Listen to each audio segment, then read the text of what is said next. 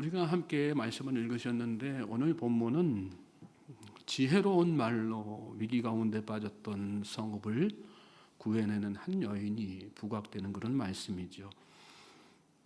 지혜서인 잠언 13장 20절에 보면 지혜로운 자와 동행하면 지혜를 얻고 미련한 자와 사귀면 해를 받느니라 그랬어요. 그런가 하면 잠언 14장 1절에는 지혜로운 여인은 자기 집을 세우되 미련한 여인은 자기 손으로 그것을 허느니라 말씀했어요. 마치 오늘 본문에 나오는 그 아벨 성읍의 지혜로운 여인을 두고 하는 말씀 같습니다. 14절 15절 말씀. 세바가 이스라엘 모든 지파 가운데 두루 다녀서 아벨과 벤마가와 베리몬 땅에 이르니 그 무리도 다 모여 그를 따르더라. 이에 그들이 벤마가 아벨로 가서 세바를 애우고 그 성읍을 향한 지역 언덕 위에 토성을 쌓고 요압과 함께한 모든 백성이 성벽을 쳐서 헐고자 하더니 그랬어요. 세바는 요단을 떠나가지고 이스라엘로 돌아와가지고 여기 말씀 보면 모든 지파 가운데 두루다니면서 특별히 아벨 벤마가와 베리몬 땅에 이르렀다. 여기 아벨 성읍에 이렇게 정착한 것이죠. 그리고 그를 따르던 무리들도 다 거기에 같이 모여 있는 그런 상황을 이야기하고 있습니다. 특별히 15절 말씀 보면 요압이 이에 그들이 그랬는데 이에 그들이란 요압과 그를 따르는 군대들을 이야기하는 거죠.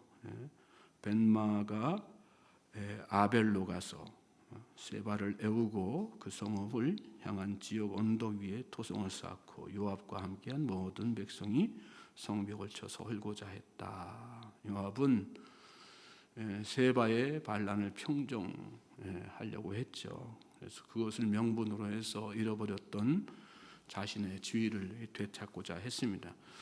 다윗 왕이 자기 대신에 군대 장관 삼은 아마사를 비열한 방법으로 제거하지 않았겠어요. 그리고 그를 따르던 청년 하나는 그런 요압의 악행을 감추기 위해서 아마사의 시신을 유기하고 또 누가 다윗을 진정으로 위하는 자인가? 요압이 바로 그런 사람이다. 사람들을 선동해서 요압을 따라 세바를 이렇게 뒤쫓게 한 것입니다. 이 악행을 저지르는 자가 힘을 받는 것은 그래요. 그 악행을 미워하고 동조하면서 따르는 자들이 있기 때문이죠. 과거도 그렇고 지금도 그렇습니다. 특히 권력을 가진 자들 또 그 곁에 뭔가 떡고물이라도 얻어먹으려고 하는 그런 사람들이 그렇죠. 휘둘리지 않는 게 참 중요한 것입니다. 중심을 잘 잡고 바른 분별력 갖는 거 필요하죠. 기도해야 될 줄로 믿습니다. 지혜를 얻어야 될 줄로 믿습니다.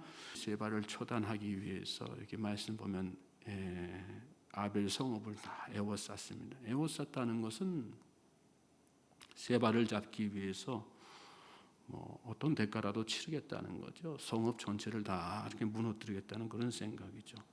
요압은 원래 그런 사람이었어요. 목적을 이루기 위해서는 수단과 방법을 가리지 않는 사람.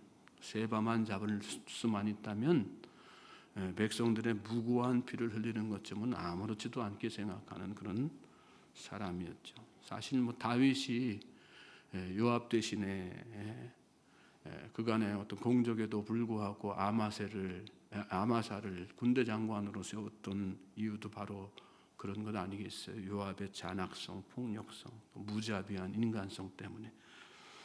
여러분, 목적을 이루는 것보다 더 중요한 것은 과정입니다. 뭘 얼마만큼 커다란 업적을 남기느냐, 그거보다 작은 것 하나라도 얼마나 은혜롭게 달성하느냐, 그게 더 중요한 것이죠. 주님이 우리에게 기대하시는 것은 작은 일을 충성스럽게, 큰 일을 바라시는 것이 아니에요. 작은 일을 충성스럽게 하는 거예요. 충성이란 뭘까요? 관역에서 벗어나지 않는 것이다. 정도를 거스르지 않는 것이다. 하나님의 뜻에 어긋나지 않는 것이다. 오늘 우리가 가정, 교회, 직장에서 무슨 일을 하든 그러므로 충성스럽게, 은혜롭게, 지혜롭게 모든 일을 해나가는 우리 모든 주의 백성 되시기를 주님의 이름으로 소망하고 축복합니다. 16절 17절 말씀 보세요. 그 성읍에서 지혜로운 여인 한 사람이 외쳐 이르되 들을지어다 들을지어다 청하건대 너희는 요압에게 이르기를 이리로 가까이 오라 내가 네게 말하려 하노라 한다 하라. 요압이 그 여인에게 가까이 가니 여인이 이르되 당신이 요압이니까 하니 대답하되 그러하다 아니라. 여인이 그에게 이르되 여종의 말을 들으소서 하니 대답하되 내가 들으리라 하니라. 요압의 군대가 성읍을 에워싸자 위기를 감지한 아벨 성읍의 한 여인이 나서지요. 요압의 부하에게 할 말이 있으니까 요압을 불러달라 이야기합니다. 16절 보면 들을지어다 들을지어다 이렇게 두 번이 반복되어서 같은 단어가 이렇게 나오는데 그만큼 이 여인이 아주 다급하게 또 민첩하게 행동했다는 것을 우리가 알 수 있게 되죠. 여러분 지혜로운 사람은 민첩합니다. 미련한 사람은 굼뜨죠. 흐름을 읽는 것도 뭐 상황에 대한 판단도 그에 따르는 행동도 그렇습니다. 부지런하여 열심을 품고 주를 섬기라 말씀했어요. 그리스도인은 부지런하고 민첩해야지 됩니다. 부지런하고 민첩한 사람이 지혜로운 사람이에요. 특히 어떤 일이에요? 주를 섬기는 일, 선한 일에 더더욱 그래야 되는 거죠. 어떤 사람은 선한 일에는 게으르고 악한 일에는 민첩한 사람들이 있습니다. 다른 사람들의 유익을 위하는 일에는 참으로 미련하게 더디게 행동하면서 자기 이익이 되는 일에는 누구보다 지혜롭게 또 발빠르게 움직입니다. 그런 사람이 일컬어서 약삭 빠른 사람이라고 하는 거죠. 오늘 성경 우리에게 뭘 말씀하세요? 너희가 선한 데는 지혜롭고 악한 데는 미련하기를 원하노라. 좋은 일, 선한 일에 민첩하고 지혜로운 우리 모두가 되기를 주님의 이름으로 소망합니다. 자, 요압이 가까이 오자 여인은 아벨 성읍을 멸하려는 그 요압의 계획이 잘못되었음을 이야기합니다. 그런데 여기 말씀에 그 말하는 내용을 보면 얼마나 지혜로운지 몰라요. 그는 일단 요압 장군에게 자신의 말을 들어줄 것을 정중하고 유순하게 요청합니다. 이 말씀 보면 들으소서 그렇게 이야기하잖아요. 그러자 요압이 듣겠노라 이렇게 대답했어요. 왕의 말도 무시하는 그런 요압이잖아요. 그런데 무명의 한낱 여인의 말을 듣겠다고 요압이 대답했단 말이에요. 그만큼 여인이 정중하게 또 비범하게 부드럽게 요압에게 말을 했기 때문이죠. 그렇습니다. 여러분 결국 지혜란 말이죠. 그 입에서 어떤 말이 나오느냐에 따라서 지혜로운 사람인가 미련한 사람인가가 다 판가름 나는 거란 말씀이에요. 특별히 말할 때의 태도는 여러분 보석을 담는 케이스와 같은 거예요. 금반지를 신문지에 싸가지고 선물하는 사람은 없지 않습니까? 내용이 중요하지만 포장도 중요한 거거든요. 잠언 15장 1절에 유순한 대답은 분노를 쉬게 하여도 과격한 말은 너를 격동하느니라. 어떤 태도로 말하느냐에 따라서 말의 가치가 다 달라질 수 있는 것이란 말씀입니다. 유순한 태도로 요압의 귀를 열게 했어요. 이 여인은. 그리고 이번에는 요압이 왜 아벨 사람들의 생명을 지켜야 하는지에 대해서 이야기하기 시작해요. 18절부터 19절 말씀 보세요. 같이 읽어볼까요?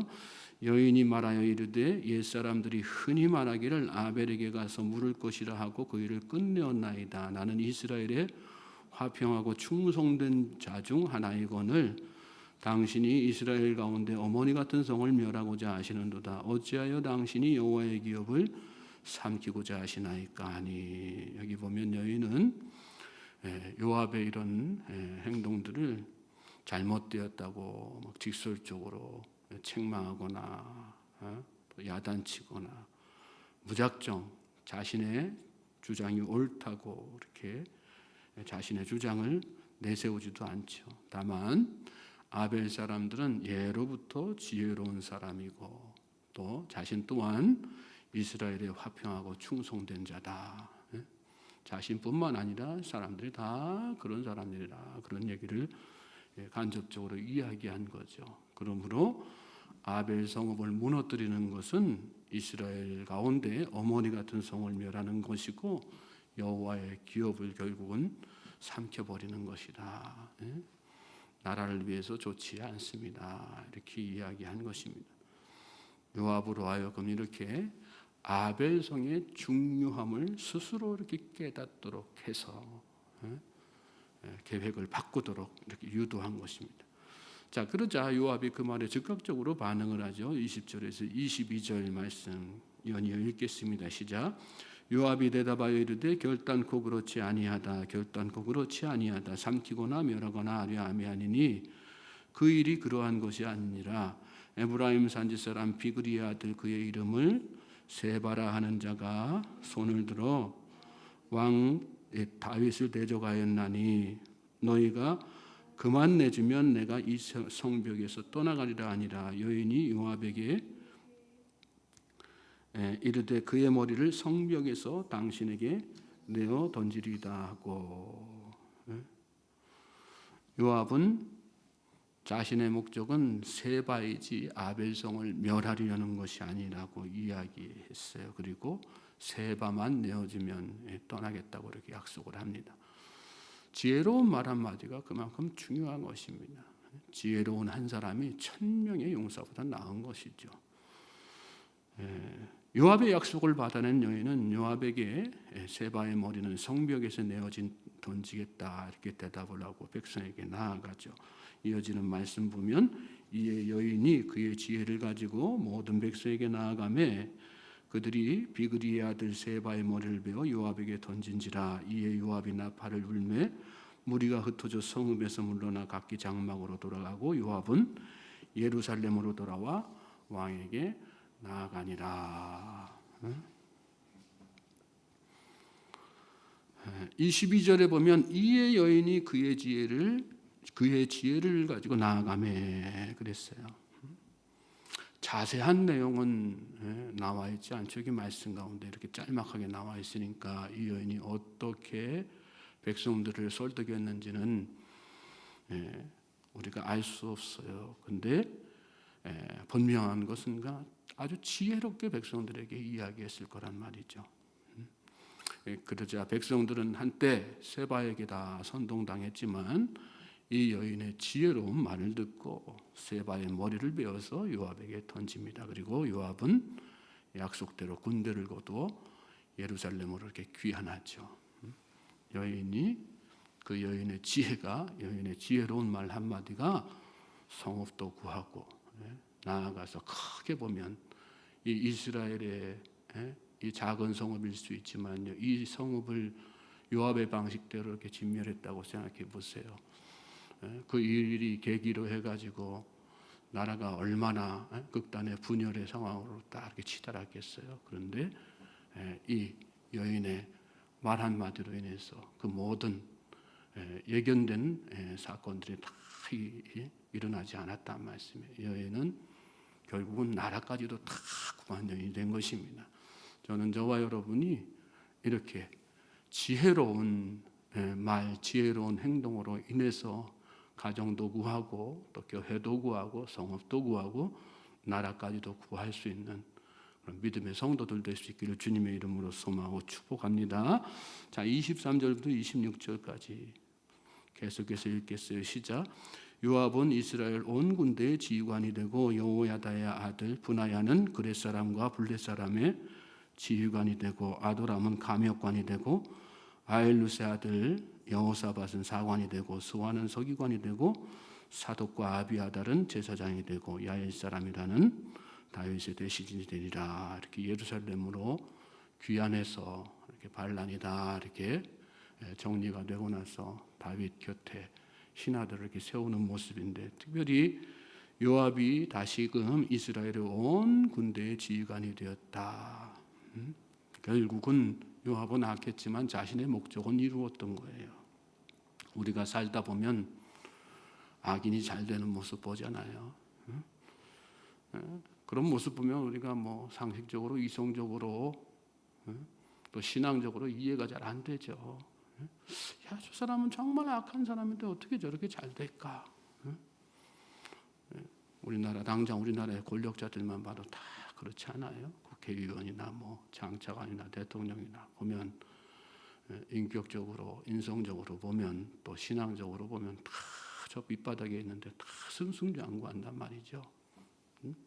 근데 우리 믿는 자들은 그런 거 부러워할 필요 없어요. 결국은 하나님께서 다 다스리기 때문에 하나님께서 하나님의 방법으로 다 잘못된 거다 이렇게 책망하시고 꾸짖으시고 잘못에 대한 책임 다 물으실 것이기 때문에, 그리고 지금 당장 내가 남들보다 뒤처지는 것 같아도 손해보는 것 같아도 결국은 하나님의 지혜로 나아가는 사람이 결국은 하나님 앞에 축복받은 인생이 된다는 거, 성경이 우리에게 일관되게 주시는 메시지 아니겠어요? 그러므로 오늘 이 하루도 그 믿음 가지고 하나님 앞에 더욱더 지혜를 구하며 나아가는 우리 모든 성도들 되시길 바랍니다. 생각이 지혜로워야 되고요, 말이 지혜로워야 되고요, 세상을 바라보는 시각, 관점 다 지혜로워야 되는 거예요. 우리 힘으로, 우리 능력으로, 우리 지혜로는 할 수 없는 거예요. 하나님께서 지혜를 주셔야지 되는 것입니다. 열심히 지혜를 구하면 후히 주시고 꾸짖지 아니하시는 하나님께서 충만하고 풍성한 지혜를 주실 줄로 믿습니다. 그 믿음 가지고 이 새벽에 열심히 지혜를 구하는 우리 주의 백성들 되시길 다시 한번 주님의 이름으로 소망하고 축복합니다.